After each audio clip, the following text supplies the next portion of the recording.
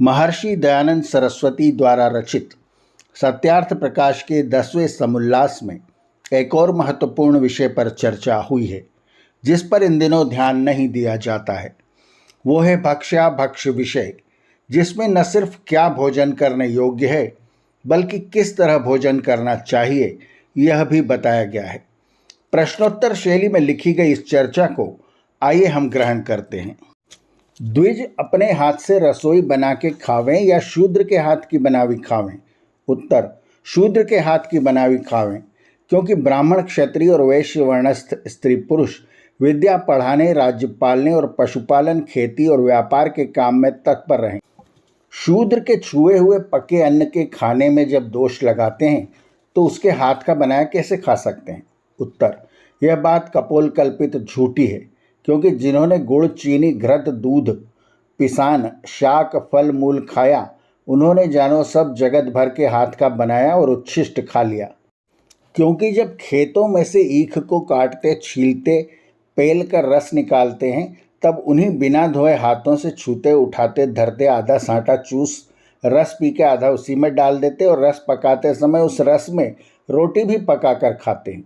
जब चीनी बनाते हैं तब पुराने जूते के जिसके तल में मूत्र, गोबर, धूल लगी रहती है, उन्हीं जूतों से उसको रगड़ते हैं।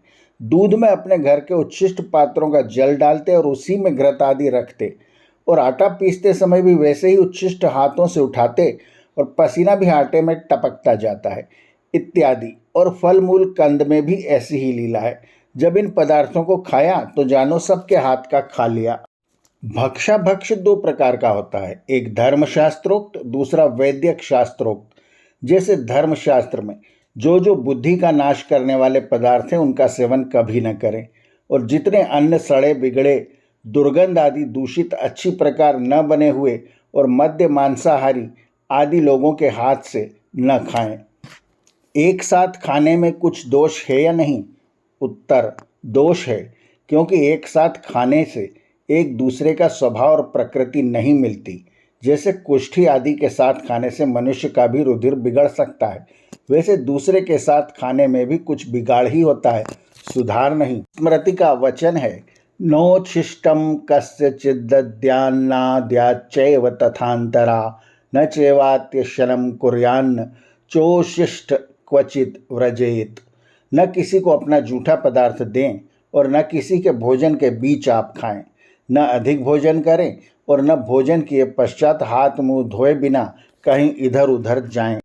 गुरु का जूठा खाने में तो कोई दोष नहीं होना चाहिए, क्योंकि कहा गया है गुरुरुच्चिष्ट भोजनम। इसका अर्थ क्या होगा? उत्तर, इसका यह अर्थ है कि गुरु के भोजन किए पश्चात जो पृथक अन्न शुद्ध है उसका भोजन करना, अर्थात गुरु को प्रथम भोजन करा के पश्चात शिष्य को भोजन करना चाहिए।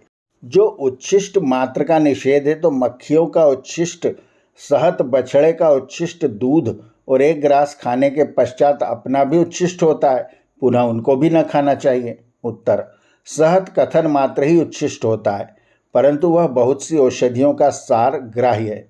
बछड़ा अपनी माँ के बाहर का दूध पीता है, भीतर के दूध को नहीं पी सकता, इसलिए उच्छिष्ट नहीं, परंतु बछड़े के पिए पश्चात जल से उसकी माँ के स्तन को धोकर शुद्ध पात्र में दोहना चाहिए, और अपना उच्छिष्ट अपने को विकार कारक नहीं होता। देखो, यह स्वभाव से सिद्ध बात है, किसी का उच्छिष्ट कोई भी न खावे।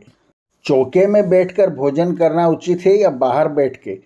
उत्तर, जहाँ पर अच्छा, रमणीय, सुंदर स्थान दिखे वहाँ भोजन करना चाहिए, परंतु आवश्यक युद्धादिकों में तो घोड़े आदि यानों पर बैठ के या खड़े खड़े भी खाना पीना अत्यंत उचित होता है।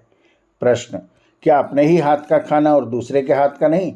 उत्तर, जो आर्यों में शुद्ध रीति से बनावे तो सब बराबर, सब आर्यों के हाथ का खाने में कुछ भी हानि नहीं, क्योंकि जो ब्राह्मण आदि वर्णस्थ स्त्री पुरुष रसोई बनाने, चौका देने, बर्तन भांडे मांजने आदि बखेड़ों में पड़े रहे तो विद्या आदि शुभ गुणों में कभी वृद्धि नहीं हो सकेगी। देखो, महाराजा युधिष्ठिर के राजसूय यज्ञ में भूगोल के राजा, ऋषि, महर्षि आए थे, एक ही पाकशाला में भोजन किया करते थे। यहाँ यह स्पष्ट करना आवश्यक है कि वेदों में शूद्र का अर्थ किसी जाति से नहीं बल्कि विद्या विहीन, अनपढ़ और मूर्ख से है। दुख का विषय है कि अनेक लोग भोजन कैसे बनाएं, भोजन कैसे खाएं और भोजन किसके हाथ से खाएं आदि को ही धर्म समझते हैं। ऋषि दयानंद ने इन सभी झूठी मान्यताओं का खंडन किया है। इसलिए हमें भी झूठी छुआछूत से स्वयं को दूर रखकर सत्य मार्ग पर चलना चाहिए। आर्यावर्त की कहानियाँ चैनल को सब्सक्राइब करें और बेल आइकन के बटन को दबाएं ताकि हम जब नया वीडियो लेकर आएँ तो उसकी सूचना आपको तुरंत मिल जाए। धन्यवाद। नमस्ते।